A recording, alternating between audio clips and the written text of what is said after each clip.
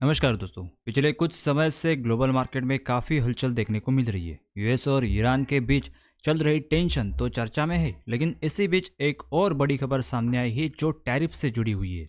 हो सकता है पिछले कुछ दिनों से जियोपॉलिटिकल उथल पुथल में बहुत से लोग टैरिफ वाले मुद्दे को थोड़ा भूल गए हो, लेकिन ऐसा लगता है कि प्रेसिडेंट डोनाल्ड ट्रंप और उनकी टीम इसे लगातार चर्चा में बनाए रखने की कोशिश कर रहे हैं। दरअसल दोस्तों, यूएस के ट्रेजरी सेक्रेटरी स्कॉट बेसन ने हाल ही में एक इंटरव्यू में साफ कहा है कि इस हफ्ते दुनिया भर पर लगभग 15% का ग्लोबल टैरिफ ऑफिशियली लागू किया जा सकता है। यह सिर्फ कोई मार्केट अफवाह नहीं, बल्कि एक तरह से ऑफिशियल संकेत है कि जिन टैरिफ्स की पिछले कुछ समय से चर्चा चल रही थी वे अब पूरी तरह से इम्प्लीमेंट होने की तरफ बढ़ रहे हैं।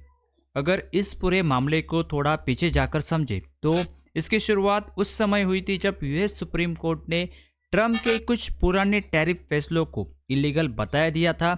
उसके बाद ट्रंप ने अपने एग्जीक्यूटिव पावर का इस्तेमाल करते हुए सेक्शन 122 के तहत पूरी दुनिया पर इमीडिएट इफेक्ट के साथ लगभग 10% का टैरिफ लागू कर दिया था।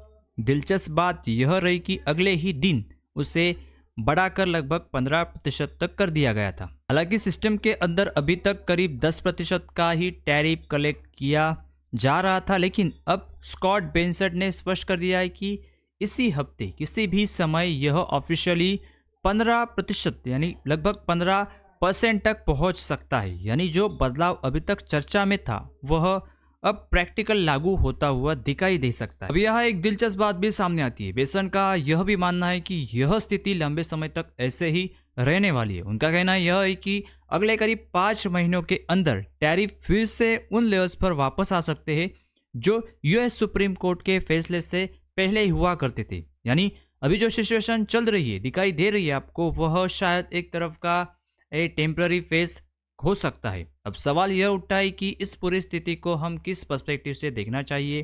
पहली नज़र में ऐसा लग सकता है कि ग्लोबल टैरिफ बढ़ाना एक नेगेटिव डेवलपमेंट है, लेकिन अगर हम इसे थोड़ा डीपली समझें तो भारत के लिए इसमें कुछ पॉजिटिव एंगल भी दिखाई देता है। फिलहाल जो 15% का ग्लोबल टैरिफ है वह लगभग सभी देशों पर बराबर से लागू हो रहा है।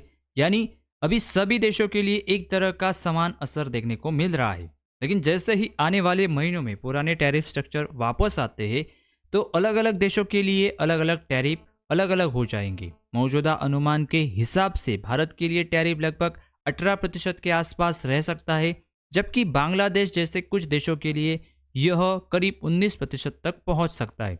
अब देखने में यह फर्क सिर्फ 1% का लगता है, लेकिन इंटरनेशनल ट्रेंड में कई बार इतना छोटा अंतर भी काफ़ी बड़ा असर डाल देता है। अगर हमारे कॉम्पिटिटर देशों पर हमसे ज़्यादा टैरिफ लगता है तो क्लियरली हमारे एक्सपोर्ट को थोड़ी प्राइसिंग पावर मिल सकती है।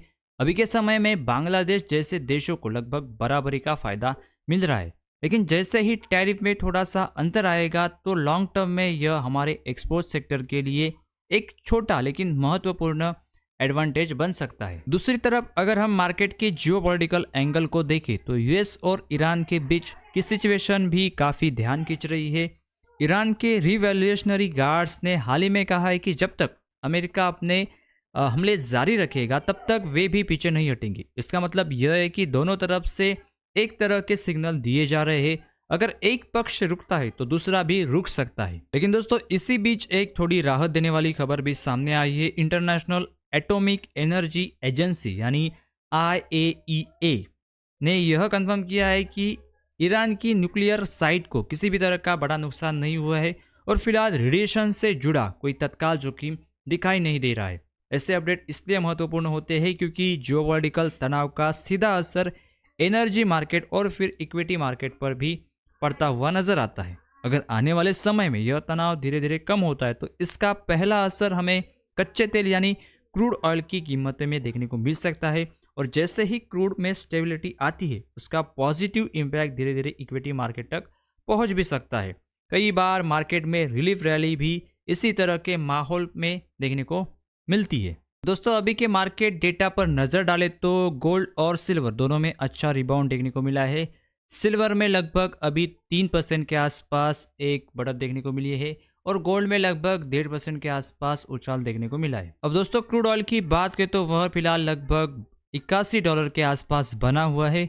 वहाँ अभी तक कोई बहुत बड़ी हलचल नहीं दिखाई दे रही है, लेकिन जियोपॉलिटिकल अपडेट्स के आधार पर इसमें मोमेंटम आ सकता है। ओवरऑल अगर पूरे मार्केट सिनारियो को शांत दिमाग से देखें तो फिलहाल सबसे समझदारी वाली चीज यह लगती है कि जल्दबाजी से बड़े फैसले लेने के बजाय मार्केट को थोड़ा समय दिया जाए। शॉर्ट टर्म में वॉलेटिलिटी रह सकती है, लेकिन अगर ग्लोबल तनाव धीरे धीरे कम होते तो मार्केट में स्टेबिलिटी वापस आने की संभावना बनी रहती है।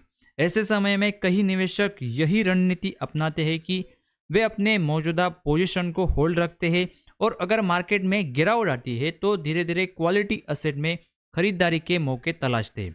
फिलहाल टैरिफ से जुड़ी यह खबर और यूएस ईरान की जियोपॉलिटिकल सिचुएशन दोनों ही ऐसे फैक्टर है जिन पर मार्केट की नज़र बनी रहेगी। आने वाले समय में इनका इम्पैक्ट क्या पड़ता है यह देखना बहुत दिलचस्प होगा। उम्मीद है आपको यह वीडियो कुछ इन्फॉर्मेटिव वैल्यूबल लगी तो चैनल को सब्सक्राइब, वीडियो को लाइक और अपने दोस्तों के साथ शेयर करें ताकि यह जानकारी ज़्यादा से ज़्यादा लोगों तक पहुंच सके। मिलते हैं किसी नेक्स्ट अपडेट में, तब तक के लिए धन्यवाद।